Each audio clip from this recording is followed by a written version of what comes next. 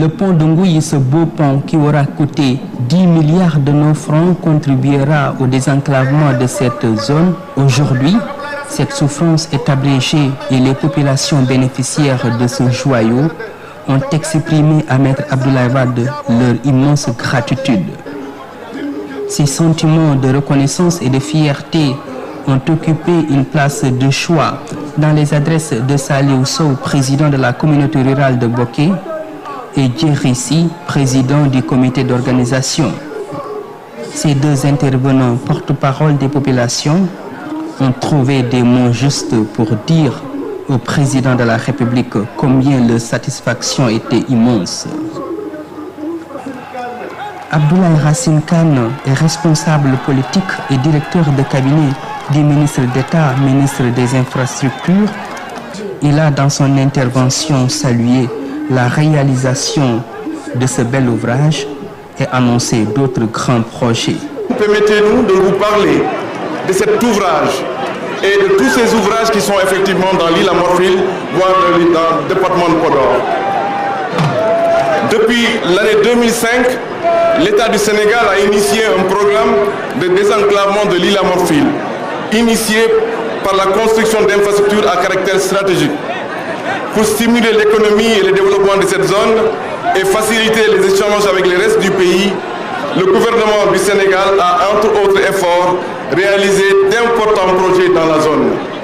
La mise en place de bacs sur plusieurs cours d'eau, en entendant le programme Zéro Bac, la construction des ponts de Medina Ndiaye, le pont de Ngouille que nous inaugurons aujourd'hui et le pont de Fanaï, la construction du radier de Saldé, sur lequel M. le Président de la République vient de passer, et la construction du pont de Alouar sur le Gaillot, dont le marché est attribué.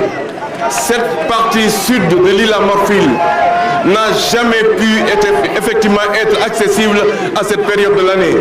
Monsieur le Président de la République, grâce à ce radier et grâce à ce pont, aujourd'hui, vous avez pu atterrir en hélicoptère à Saldé et vous avez pu, avec tout votre cortège, arriver à Ngouille sans toucher l'eau. C'est un privilège. Le désenclavement total de la zone nécessite la construction du pont de Ndioum ainsi que des pistes de Alouar, Demet, Kaskas, Kaskas Saldé, Ngouille Pété, Guédé Ndioum, Alouar et Kaskas, Madine Diagne. Ce programme, le ministre d'État Karim Wade l'a inclus dans le programme de 2012. Concernant la RN40 qui permet effectivement la dorsale, qui permet d'aller depuis Podor jusqu'à Saldé, ça permettra effectivement les routes de jonction qui passent par Ngouille, qui passent par Medina Ndiaye, qui passeront par Ndioum.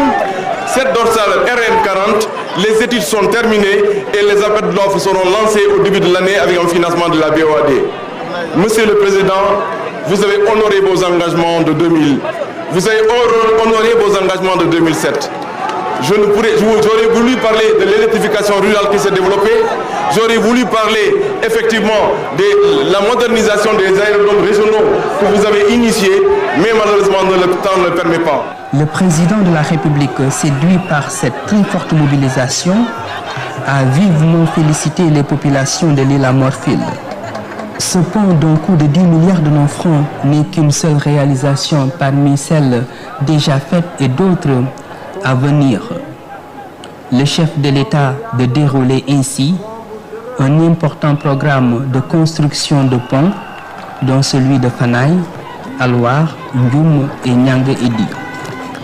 Maître Abdoulaye Wade a aussi mis un accent particulier sur l'importance de ce pont dans le processus de désenclavement de l'île à Morphil.